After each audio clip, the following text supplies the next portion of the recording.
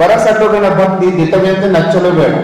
ಈ ಡಾಂಬಿಕ ಭಕ್ತಿ ಮಾಡ್ತಾರಲ್ಲ, ತೋರಿಕೆಗಾಗಿ ಮಾಡ್ತಾರಲ್ಲ, ಅವರ ಭಕ್ತಿಯನ್ನ ನಿಜ ಅಂತ ನಂಬಾಕ ಹೋಗ್ಬೇಡ್ರಿ. ಯಾಕಂದ್ರೆ ಆ ಭಕ್ತಿ ಹೆಂಗಿರ್ತೈತಿಪ್ಪ ಅಂತಂದ್ರ ಮಠದೊಳಗ ಬೆಕ್ಕು ಕಣ್ಣು ಮುಚ್ಕೊಂಡ್ ಕೂತಿರ್ತೈತಿಲ್ಲ, ಅದನ್ನು ನೋಡಿದ್ರೆ ಹೆಂಗ್ ಅನಿಸ್ತದ, ಬೆಕ್ಕು ದೇವರನ್ನ ಕುರಿತು ಧ್ಯಾನ ಮಾಡಕತ್ಯಾರ ಅಂತ ಅನಿಸ್ತದ.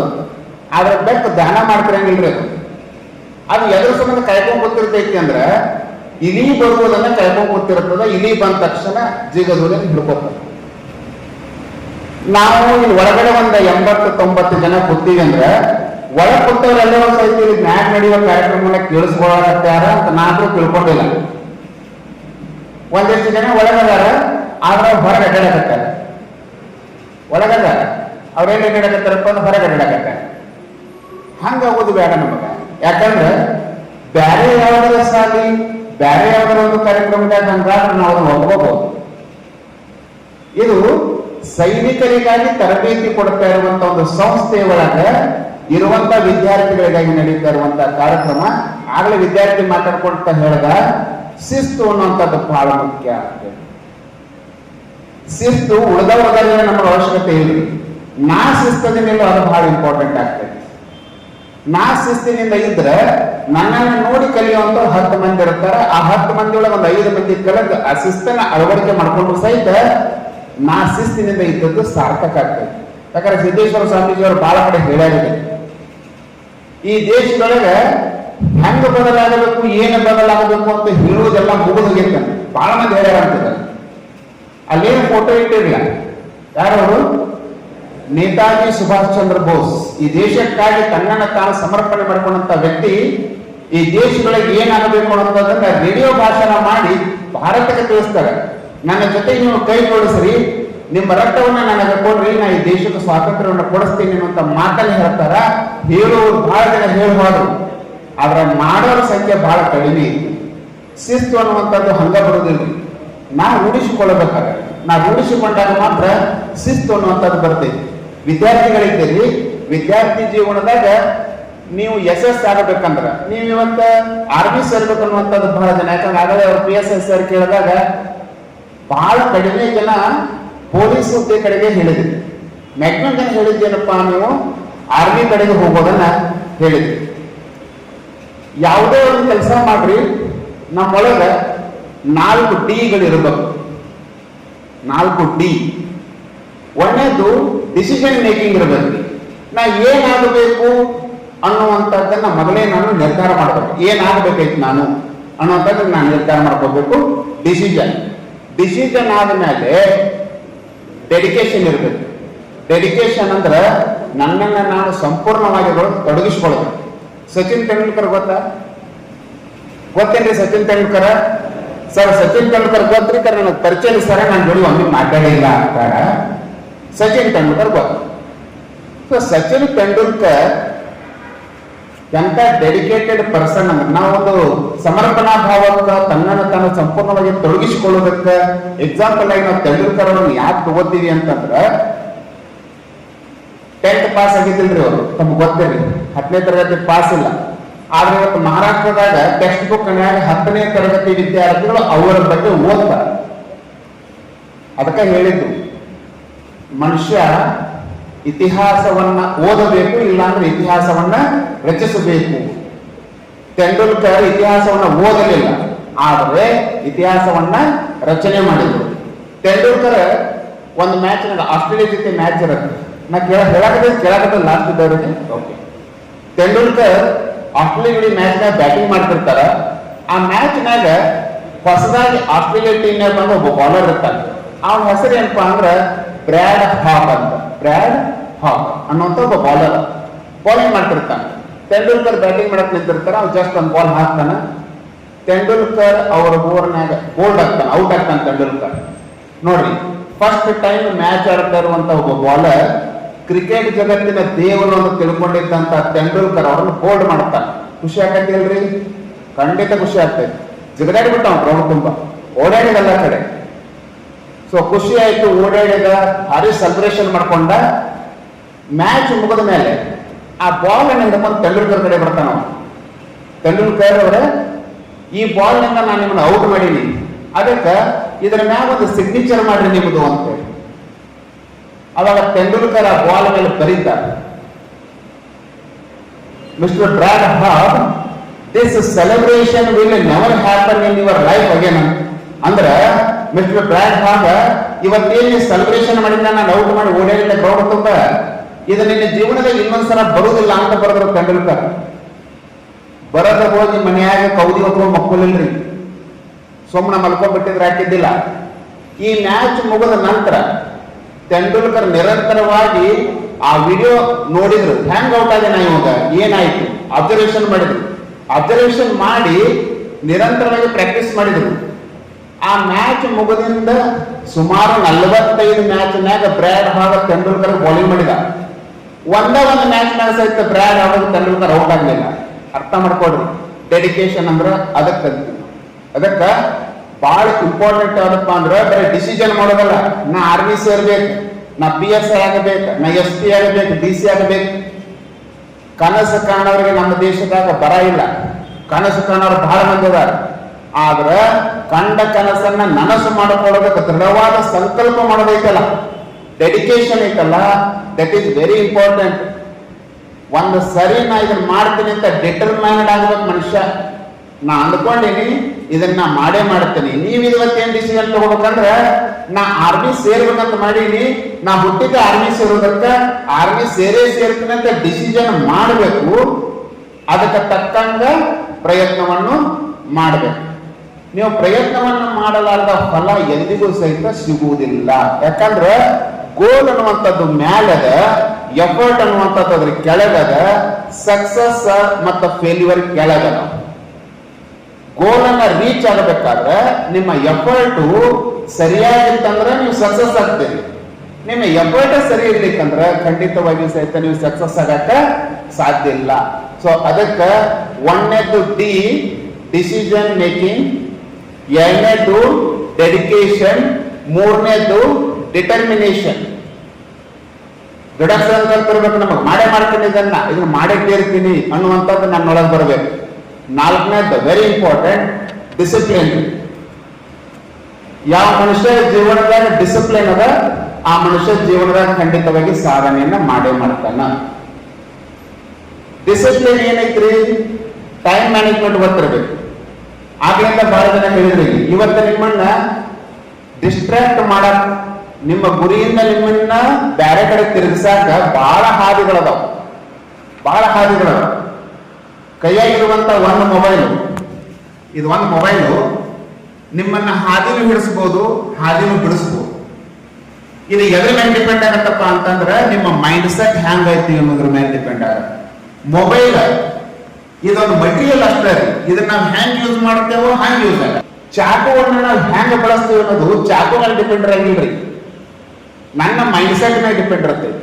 ಅದಕ್ಕೆ ಡಿಸಿಪ್ಲಿನ್ ಎಲ್ಲಿ ಇರ್ತೈತಿ ಅಲ್ಲಿ ಮನುಷ್ಯ ಸಕ್ಸಸ್ ಆಗೇ ಆಗ್ತಾನ 100%. ಸೊ ಸಕ್ಸಸ್ ಆಗಬೇಕಪ್ಪ ಅಂದ್ರೆ ಅದರ ಹಿಂದೆ ನನಗ್ ಗೊತ್ತಿರಬೇಕಾದದ್ದು ಏನಂದ್ರೆ, ನಾ ಹೆಂಗದನಿ, ನಮ್ಮ ಮನೆಯ ಪರಿಸ್ಥಿತಿ ಹ್ಯಾಂಗ. ಯಾರಿಗೆ ಅವ್ರ ಅಪ್ಪ ಅವ್ರ ಅವ್ವನ ಹೀರೋಯಿನ್ ಆಗಿರುತ್ತಾರೋ, ಯಾಕಂದ್ರೆ ಈ ಬಹಳ ಜನ ಹೀರೋಯಿನ್ ಅಪ್ಪ ಇರಾಗಿದ್ರು. ನೀವೊಂದು 10 ಮಂದಿ ಫೋಟೋ ಎಲ್ಲ ಒಂದು ಫ್ರೇಮ್ನಾಗ ಹಾಕಿರ್ತ, ಲಾಸ್ಟಿಗೆ ನಿಮ್ಮ ಅಪ್ಪ ಒಂದು ಫೋಟೋ ಇಟ್ಟು ಇದ್ರಂಗಾಗ್ಲಿ ವಿಚಾರ ಮಾಡ್ರಿ, ನಿಮ್ಮ ಮೈಂಡ್ ಯಾವಾಗ್ಲೂ ನಿಮ್ಮ ಅಪ್ಪ ಒಂದು ಫೋಟೋ ಕಡೆ ಹೋಗಂಗೇ ಇಲ್ಲ. ನನ್ನ ಮೊದಲ ಹೀರೋ ನಮ್ಮ ಅಪ್ಪ ಆಗಿರ್ಬೇಕು, ಮೊದಲ ಹೀರೋಯಿನ್ ನಮ್ಮ ಅವ್ವ ಆಗಿರ್ಬೇಕು. ಅವ್ರು ಹ್ಯಾಂಗೆ ಇರ್ಬೇಕು. ಬಹಳ ಜನರಿಗೆ ಅವ್ರ ಅಪ್ಪ ಅವ್ರನ್ನ ಪರಿಚಯ ಮಾಡಿಕೊಡೋದ ದೊಡ್ಡ ತ್ರಾಸ ಐತಿವ. ನಮ್ಮ ಅಪ್ಪ ದೋತ್ರ ಉಟ್ಕೊಂಡ್ ಬಂದಿರ್ತಾನ್ಲೆ, ಹರದಂಗಿ ಹಬ್ಬ, ಹೌದು ಹಂಗದನಂತ ನೀವು ಇಲ್ಲಿ ಫ್ಯಾನಿನ ಬೆಡ್ಡಾಗ ಆರಾಮ್ ನೆಳ್ಳಾಗ ಕೂತೀರಿ, ಹೌದಿಲ್ಲ? ಅಕಸ್ಮಾತ್ ಅವ ತನ್ನ ಶೋಕಿ ನೋಡ್ಕೊಂಡಿದ್ದಂದ್ರ ನೀವ್ ಇವತ್ತ ಬಿಸಿಲಾಗ ಯಾವ ಹೊಲದಾಗ ಕೆಲಸ ಮಾಡ್ಕೊತ ಕುಂದ್ರಬೇಕಾಗ್ತಿತ್ತು. ಈ ಕಾನ್ಸೆಪ್ಟ್ ನಿಮಗೆ ಅರ್ಥ ಇರಬಹುದು. ಎಲ್ಲಿವರೆಗೆ ನೀವು ನಿಮ್ಮಪ್ಪ ಅವನನ್ನ ಗೌರವಿಸುದಿಲ್ಲ, ಅಲ್ಲಿವರೆಗೆ ನೀವು ಏನಾಗಿ ಬೆಳೆದ್ರು ಎಲ್ಲ ಜೀರೋ. ನೀವ್ ಏನ್ ಸಾಧನೆ ಮಾಡಿದ್ರು ಜೀರೋ. ನೀವು DC ಆದ್ರೂ ಜೀರೋ, ಪ್ರೈಮ್ ಮಿನಿಸ್ಟರ್ ಆದ್ರೂ ಜೀರೋ, ನೀವು ಈ ದೇಶದ ರಾಷ್ಟ್ರಪತಿ ಆದ್ರೂ ನೀವು ದೊಡ್ಡ ಜೀರೋನ. ಯಾರು ಅಂದ್ರೆ ಯಾರು ತಮ್ಮ ಅಪ್ಪ ಅವನನ್ನ ಗೌರವಿಸಂಗಿಲ್ಲ ಅವರು. ಅದಕ್ಕೆ ಡಿಸಿಪ್ಲಿನ್ ಇರಬೇಕು. ಡಿಸಿಪ್ಲಿನ್ ಹೆಂಗಿರ್ಬೇಕಪ್ಪ ಅಂದ್ರೆ ಟೈಮ್ ಮ್ಯಾನೇಜ್ಮೆಂಟ್ ಗೊತ್ತಿರ್ಬೇಕು ನನಗೆ. ನಾ ಮಾಡೋ ಕೆಲಸದೊಳಗೆ ಬದ್ಧತೆ ಇರಬೇಕು. ಓದ್ತಿರ್ಲ ಹೆಂಗ್ ಓದ್ತೀರಿ? ಎಷ್ಟು ಜನ ಓದುವಾಗ ಪ್ರೀತಿನಿಂದ ಓದ್ತೀರಿ? ಪುಸ್ತಕದ ಬಗ್ಗೆ ಪ್ರೀತಿ ಇರಬೇಕು ನಮಗ. ಪುಸ್ತಕದ ಬಗ್ಗೆ ಪ್ರೀತಿ ಇರಬೇಕು, ಪುಸ್ತಕದ ಬಗ್ಗೆ ಭಕ್ತಿ ಇರಬೇಕು, ಪುಸ್ತಕದ ಬಗ್ಗೆ ಗೌರವ ಇರಬೇಕು. ನಾ ಮಾಡೋ ಕೆಲಸದಾಗ ನನಗೆ ಭಕ್ತಿ ಇತ್ತು, ಗೌರವ ಇತ್ತು, ಶ್ರದ್ಧೆ ಇತ್ತಂದ್ರೆ ಯಾರು ನನ್ನನ್ನು ಹಿಡಿದ ಮ್ಯಾಗಂತೂ ಅವಶ್ಯಕತೆನೇ ಇಲ್ಲ. ನನ್ನ ಉದ್ಧಾರಕ ನನ್ನನ್ನು ನಾನೇ ಎತ್ತಿ ಮ್ಯಾಗ್ ತಗೊಳ್ತೇನೆ. ಆ ಒಂದು ಭಾವನೆ ನನ್ನೊಳಗಿರಬೇಕು. ಗ್ರೀಕ್ ದೇಶ ಗೊತ್ತಾ? ಗ್ರೀಕ್ ದೇಶ ಪ್ರಾಚೀನ ನಾಗರಿಕತೆಯ ದೇಶ ಗ್ರೀಕ್ ದೇಶ. ಗ್ರೀಕ್ ದೇಶದಾಗ ಒಂದು ಊರು ಬರ್ತೈತಿ, ಅಥೆನ್ಸ್ ಅಂತ. ಅಥೆನ್ಸ್ ಅನ್ನುವಂತ ಒಂದು ಊರು ಬರ್ತದೆ. ಆ ಊರೊಳಗ ಒಬ್ಬ ಸಣ್ಣ ಹುಡುಗ ನಡ್ಕೋತ ಹೊಂಟಿದ್ದ ದಾರಿಯಾಗ ಹೋಗುವಾಗ ಬಹಳ ಜನ ಬಳೆಯಾಗಿ ಸೇರಿದ್ರೆ ಗುಂಪಾಗ್ತಾನೆ. ನಮ್ಮಲ್ಲಿ ಇಲ್ಲಿ ಹಾವದ ಅಳಸರು ಬಂದ್ರೆ ಬಳೆ ಆಗ್ತಾನೆ ಮಂದಿ ನೋಡಕ್. ಹಂಗ ಬಹಳ ಮಂದಿ ಬಳೆಯಾಗಿ ನಿಂತಿದ್ರು. ಆ ಹುಡುಗಲ್ಲಿ ಬಂದ, ಏನ್ ನಡೆದೈತೆ ಒಳಗ ಅಂತ ಕೇಳಿದ. ಅವಾಗ ಅಲ್ಲಿಂದ ಹಿರಿಯ ಮನುಷ್ಯಪ್ಪ ಹೇಳಿದ, ನೋಡಪ್ಪ ಒಳಗೊಬ್ಬ ಜ್ಯೋತಿಷಿ ಕೂತಾನ. ಆ ಜ್ಯೋತಿಷಿ ಏನ್ ಮಾಡಕತ್ತೇನಂದ್ರೆ ಎಲ್ಲರಿಗೂ ಭವಿಷ್ಯ ಹೇಳಕತ್ತಾನೆ. ಏನ್ ಭವಿಷ್ಯ? ಮುಂದೆ ಜೀವನದಾಗ ನೀವು ಏನಾಗತ್ತೆ ಅಂತ ಹೇಳಕತ್ತಾನ. ಅದಕ್ಕೆ ನಾ ಏನ್ ಮಾಡ್ಬೇಕು ಅಂತ ಹುಡುಗ, ನಾ ಏನ್ ಮಾಡ್ಬೇಕು, ನಾ ಏನ್ ಮಾಡ್ರೆ ನನ್ನ ಭವಿಷ್ಯ ಹೇಳ್ತಾನೆ. ಏನಿಲ್ಲ, ನಿನ್ ಕೈ ಓದ್ ತೋರಿಸ್ಬೇಕತ್ತ ಅವಾಗ, ಅವ ಭವಿಷ್ಯ ಹೇಳ್ತಾನೆ. ಆಯ್ತತ್ ಇವನು ಸಾಲಿಗೆ ನಿಂತ್ಕೊಂಡ. ಸಾಲಿಗೆ ನಿಂತ್ಕೊಂಡ ಜ್ಯೋತಿಷಿಯತಿಗೆ ಹೋಗಿ ಕೈ ತೋರಿಸಿದ. ಕೈ ತೋರಿಸಿದ ಕೂಡಲೇ ಜ್ಯೋತಿಷ್ ಅವನ ಕೈ ಎಲ್ಲ ಪೂರ ನೋಡಿದ ಮೇಲೆ ಛೇ ಛೇ ಛೇ ಛೇ ಅನ್ನೋ ಜ್ಯೋತಿಷ್ ಕೇಳಿದ ಹುಡುಗ, ಯಾಕ್ರಿ ಏನಾಯ್ತು? ಏನಿಲ್ಲ, ಈ ಗೆರಿ ಐತಲ್ಲ ಇದ್ರ ಮೊದಲು ಇನ್ನೊಂದು ಗೆರಿ ಬಂದ್ಬಿಟ್ಟಿತ್ತಂದ್ರೆ ನೀನು ಈ ದೇಶವನ್ನು ಆಳುವಂತ ಚಕ್ರವರ್ತಿ ಆಗ್ತಿದ್ ನೋಡಪ್ಪ ಅಂತ ಹೇಳಿದ. ಹುಡುಗ ಏನು ವಿಚಾರ ಮಾಡಿದ್ರಿ? ಎರಡನೇ ಮಾತ ಬಡ ಹೊರಭಾಗ ಒಂದು ಕಲ್ಲು ತಗೊಂಡ ಗೆರಿ ಬರ್ಕೊಂಡಿ, ಕೈಯಾಗ ರಕ್ತ ಸೋರ್ತಿತ್ತು. ಗೆರಿ ಬರ್ಕೊಂಡ್ ನಾನು ಜ್ಯೋತಿಷನ್ ಕೇಳಿದ, ನೋಡ್ರಿ ಈಗ ಗೆರಿ ಐತಿ, ನಾ ಆಗತ್ತೇನೆ ದೇಶ ಚಕ್ರವರ್ತಿ ಅಂತ. ಅವನೇ the Alexander the great. Alexander the great ಮನುಷ್ಯ ಮನಸ್ಸು ಮಾಡಿದರೆ ಏನನ್ನ ಬೇಕಾದರೂ ಸಾಧಿಸಬಹುದು ಅನ್ನೋದಕ್ಕೆ ಬೆಸ್ಟ್ ಎಕ್ಸಾಂಪಲ್ ಯಾರಪ್ಪ ಅಂದ್ರೆ ಅಲೆಕ್ಸಾಂಡರ್ ದ ಗ್ರೇಟ್. ಅವನಂಗ ಸಾಧನೆ ಮಾಡಿದವರು ಜಗತ್ತನ್ನ ಗೆದ್ದವರು ಯಾರೂ ಇಲ್ಲ ಅನ್ನೋದನ್ನ ನಾವು ಅರ್ಥ ಮಾಡ್ಕೋಬೇಕು. ಸೊ ಎಲ್ಲಿ ನಾನು ಮಾಡೋ ಕೆಲಸಗಳಲ್ಲಿ ನನ್ನ ಬದ್ಧತೆ ಐತಿ, ನಿಷ್ಠೆ ಐತಿ, ಶ್ರದ್ಧೆ ಐತಿ, ಪ್ರಾಮಾಣಿಕತೆಯಿಂದ ನಾನು ಕೆಲಸ ಮಾಡ್ತೇನೆ, ಖಂಡಿತವಾಗಿಯೂ ಸಹಿತ ನಾನು ಯಶಸ್ಸಾಗ್ತೇನೆ. ಎಲ್ಲಿ ನಾ ಮಾಡೋ ಕೆಲಸದಾಗ ಡಿಸಿಪ್ಲಿನ್ ಇಲ್ಲ, ನಾ ಮಾಡೋ ಕೆಲಸವನ್ನ ನಾನು ಸರಿಯಾಗಿ ಮಾಡಕತ್ತಿಲ್ಲ, ಅಲ್ಲಿ ನನಗೆ ಯಶಸ್ಸು ಖಂಡಿತವಾಗಿಯೂ ಬರುವುದಿಲ್ಲ. ಯಾಕಂತಂದ್ರೆ ಎಫರ್ಟ್ ಇರ್ಲಾರ್ದ ಸಕ್ಸಸ್ ಅನ್ನುವಂಥದ್ದು ಬರಾಕ ಸಾಧ್ಯನೇ ಇಲ್ಲ. ಅಂತ ಹಂಗೇನ್ರ ಬಂದ್ರೆ ಅದು ಬಹಳ ದಿವಸ ಬದುಕೋದಿಲ್ಲ. ಯಾಕಂದ್ರೆ ಶಾರ್ಟ್ಕಟ್ನಾಗ ಏನ್ ದಾರಿ ಇರ್ತಾವ್ರಿ, ಯಶಸ್ಸಾಗಿರ್ತಾರ, ಅವ್ರು ಯಾವುದೂ ಸಹಿತ ಬಹಳ ದಿವಸ ಬದುಕೋದಕ್ಕೆ ಸಾಧ್ಯ ಆಗೋದಿಲ್ಲ. ಅದಕ್ಕೆ ನಮ್ಮನ್ನ ನಾವ್ ಏನ್ ಮಾಡ್ಬೇಕಾಗಿತ್ತಪ್ಪ ಅಂತಂದ್ರೆ ಪ್ರಮೋಟ್ ಮಾಡ್ಕೋಬೇಕಾಗಿತ್ತು. ಇನ್ನು ಬಹಳ ಜನರಿಗೆ ಹೆಂಗಿರ್ತೈತಿ ಅಂದ್ರೆ ನಾ ಬಾಳ ವೀಕ್ ಅದನಿ, ನಾ ಬಾಳ ಎತ್ತರ ಇಲ್ಲ, ನಾ ಹಂಗದನಿ ಹಿಂಗದನಿ. ಇನ್ಫೀರಿಯಾರಿಟಿ ಕಾಂಪ್ಲೆಕ್ಸ್ ಅನ್ನ ಮೊದಲ ತಲೆ ಅಂತ ತೆಗೆದು ಹೋಗಿ, ನಾ ಈ ವ್ಯಕ್ತಿ ಒಬ್ಬ ಅದಾನ ಇದೆ ಅಂತಂದ್ರೆ ನಾ ಅದನ್ನಂದ್ರೆ ಬೇರೆದವರೆಲ್ಲ ಹೆಂಗ್ ಕಾಣ್ತೀನ ನನಗೆ ಸಂಬಂಧ ಇಲ್ಲ. ಅದು ನನಗೆ ನಾನು ದ ಬೆಸ್ಟ್, ನನಗೆ ನಾನು ದ ಬೆಸ್ಟ್. ಯಾಕಂದ್ರೆ ಬಹಳ ಸರಿ ಬೇರೆದವ್ರು ಮಾತಾಡೋರು ಬಹಳ ಮಂದಿ ಸಿಗ್ತಾರೆ. ನಿಮ್ಮನ್ನ ಡಿಸ್ಕ್ರಿಮಿನೇಟ್ ಮಾಡೋರು, ನಿಮ್ಮ ದಾರಿ ತಪ್ಪಿಸೋರು, ನಿಮ್ಮನ್ನ ಹೀಯಾಳಿಸಿ ಮಾತಾಡೋರು ಬಹಳ ಜನ ಸಿಗ್ತಾರೆ. ಹೌದಾ? ಅವ್ರ ಬಗ್ಗೆ ಒಟ್ಟ ತಲೆ ಕೆಡಿಸ್ಕೊಳಕ್ ಹೋಗ್ಬೇಡ. ಅದಕ್ಕೆ ಒಂದ್ ಕಡೆ ಹೇಳ್ತಾರೆ, the colour of cat is not important. The colour of cat is not important. How the cat catches the rat is very important. ಬಾಳ ಎತ್ತರದ ಭಾರಿ ದಾಡಿಸಿ ಅದಾನ, ಏನು ಕೆಲಸನ ಮಾಡಂಗಿಲ್ಲ, ಏನ್ ಮಾಡೋದು ಅಂತ ತಗೊಂಡ ಬೆಕ್ಕ ಹೆಂಗೈತೆ ಅನ್ನೋದು ಭಾಳ ಇಂಪಾರ್ಟೆಂಟ್ ಅಲ್ರಿ, ಅದ್ರ ಕಲರ್ ಹೆಂಗೈತಿ ಭಾಳ ಇಂಪಾರ್ಟೆಂಟ್ ಅಲ್ಲ. ಆ ಬೆಕ್ಕಿಗೆ ಯಾವ ಕಲೆ ಗೊತ್ತಿರಬೇಕು? ಇಲಿ ಹಿಡಿಯುದು ಗೊತ್ತಿರ್ಬೇಕು. ಸೊ ಆ ಕಲೆ ಗೊತ್ತಿತ್ತಂದ್ರ ಅದು ಒಳ್ಳೇದು. ಭಾರಿ ದಾಡಿಸೋದನ್ನ ಭಾರಿ ನೋಡಕ್ ಪರ್ಸನಾಲಿಟಿ ಅಂತಂದ್ರೆ ಮತ್ ನೀವು ಈಗ ನಾ ಹೇಳಕತ್ತ ನಿಮ್ ಪರ್ಸನಾಲಿಟಿಗೆ ಅಷ್ಟ. ಪರ್ಸನಾಲಿಟಿ ಅಂದ್ಕೂಲ ಎದುರಿಗೆ ನೋಡಿದ್ಮೇಲೆ ಎದ್ದು ಕಾಣ್ತಾನ, ದಾಡಿಸಿ ಕಾಣ್ತಾನ, ಮಸ್ತ್ ಕಾಣ್ತಾನಲ್ಲ, ಒಳಗೆ ಹೆಂಗ ಅದನ್ನ ಅದನ್ನು ಸೇರ್ಕೊಂಡು ಪರ್ಸನಾಲಿಟಿ. ಬರೀ ಹೊರ ಕಾಣೋದಟ್ಟ ಪರ್ಸನಾಲಿಟಿ ಅಲ್ಲ, ಭಾರಿ ಅದ ನೋಡು. ನೋಡಿದ ಕೂಲ ಎದ್ದು ಕಂಡ, ದಾಡಿಸಿ ಕಂಡ ಭಾರಿ ಅದಾನ. ನೋ, ಒಳಗೆ ಹೆಂಗ ಅದನ್ನ ಅದು ಸಹಿತ ಇಂಪಾರ್ಟೆಂಟ್ ಆಗ್ತೈತಿ. ಅದಕ್ಕ ನೀವು ಬರೀ ಎತ್ತರ ತಾಡ್ಸಿ ಇರಬೇಕು, ಹಂಗಿರ್ಬೇಕು, ಹಿಂಗಿರ್ಬೇಕು, ತೆಲ್ಯಾಂಗ ತೆಗೀರಿ. ನೀವ್ ಹೆಂಗದಿರಿ ಹಂಗ ನಿಮ್ಮನ್ನ ನೀವು ಒಪ್ಕೊಳ್ರಿ. ಮೊದಲು ನೀವ್ ಹೆಂಗದ್ರಿ ನಿಮ್ಮನ್ನ ಒಪ್ಕೋಬೇಕು. ಒಪ್ಕೊಂಡು ನಿಮ್ಮನ್ನ ನೀವು ಪರಿವರ್ತನೆ ಮಾಡ್ಕೊಂಡು ನೀವು ಏನ್ ಮಾಡಬೇಕು ಅಂದ್ಕೊಂಡಿರಿ ಆ ಸಾಧನೆಯನ್ನ ಮಾಡುವುದಕ್ಕೆ ನಿರಂತರವಾಗಿ ನೀವು ಪ್ರಯತ್ನವನ್ನ ಮಾಡಿದ್ರಿ ಅಂದ್ರೆ ಖಂಡಿತವಾಗಿಯೂ ಸಹಿತ ನೀವು ಯಶಸ್ವಿ ಆಗ್ತೀರಿ. ಸೈನಿಕ್ ಸೇರುವುದಂದ್ರೆ ಸುಮ್ಮನೆ ಮಾತಲ್ರಿ. ಆಗ್ಲೇ ಸರ್ ಹೇಳಿದ್ರು, ಮೇಡಮ್ ಅವರು ಹೇಳಿದ್ರು, ಸೈನಿಕ್ ಸೇರೋದಿರ್ಲಿ, ಪೊಲೀಸ್ ಹುದ್ದೆಗೆ ಸೇರೋದಿರ್ಲಿ, ಇದು ನೌಕರಿ ಅಲ್ಲ. ಹಂಗ್ಯಾರ ನೀವು ನೌಕರಿ ಅಂತ ತಿಳ್ಕೊಂಡು ಹೊಂಟಿದ್ರಿ, ಇದನ್ನ ತಗೊಂಡು ಪಗಾರ ತಗೊಂಡು ನಾನು ಮದುವೆ ಆಗ್ತೀನಿ, ಹೆಂಡತಿ ಮಾಡ್ಕೋತೀನಿ, ಮಕ್ಕಳ ಮಾಡ್ಕೋತೀನಿ, ಸಾಕತೀನಿ, ಅವನ್ನ ಅಪ್ಪನ್ನ ತೆಲಂಗ ತೆಗೀರಿ. ಇದು ಸೇವೆ. ಯಾಕಂದ್ರೆ ಬೇರೆ ಉದ್ಯೋಗಗಳಿಗಿಂತ ಡಿಫ್ರೆಂಟ್ ಆಗಿ ಯಾಕೆ ಕಾಣ್ತಾವ ಅಂತಂದ್ರ, ಆಗಲೇ ನೀವು ನೋಡಿದ್ರಿ ಅವರು ಪ್ರೊಬೇಷನರಿ PSI ಅವರು ಬಂದಿದ್ರು, ಅವರೊಂದು ಯೂನಿಫಾರ್ಮ್ ಹಾಕೊಂಡಿದ್ರು. ನಾವೆಲ್ಲ ಸಿವಿಲ್ ಡ್ರೆಸ್ನಾಗ ಅದೀವಿ. ಹೆಚ್ಚು ಎದ್ದು ಯಾರು ಕಾಣ್ತಿದ್ರಿ ಅದ್ರಾಗ? ಯಾರು ಎದ್ದು ಕಾಣ್ತಿದ್ರು? 4 ಮಂದಿ ಗೊತ್ತಿಲ್ಲ ಸ್ಟೇಜ್ ಮೇಲೆ. ಹೆಚ್ಚು ಎದ್ದು ಕಾಣ್ತಿದ್ದವ್ರು ಯಾರು? ಜಾಸ್ತಿ ಕಾಣಿಸ್ತಿದ್ದವ್ರು ಯಾರು? PSI ಇದ್ರಲ್ಲಿ ಅವರ ಕಾಣ್ತಿದ್ರಲ್ಲ, ಹೌದಿಲ್ಲ? ಆ ಡ್ರೆಸ್ಸಿನ ಗಮ್ಮತ್ತ ಹಂಗೈತಿ. ಆ ಡ್ರೆಸ್ ಹಂಗ ಬರುವುದಿಲ್ಲ. ಈಗ ನಾ ಹಾಕೋಬೇಕಂದ್ರೆ ಹಾಕೊಳಕ್ಕಾಗತ್ತ? ಅವ್ರಿಗಿಂತ ಎತ್ತರೋದನ್ನ, ಅವ್ರಿಗಿಂತ ದಾಡಸಿ ಅದನ್ನ, ಹೌದಾ? ಬೇಕಾದ್ರೆ ಹಾಕೊಳಕ್ಕಾಗತ್ತನ? ಈಗ ಆರ್ಮಿ ಪರ್ಸನ್ ಡ್ರೆಸ್ ನಾವು ಹಾಕೊಂಡು ಅಡ್ಡಾಡಕ್ ಆಗತ್ತನ? ನೋ, ಸಾಧ್ಯ ಇಲ್ಲ. ಆ ಯೂನಿಫಾರ್ಮ್ ಇರುವಂತಹ ವರ್ತ ಬೇರೆ ಅದ.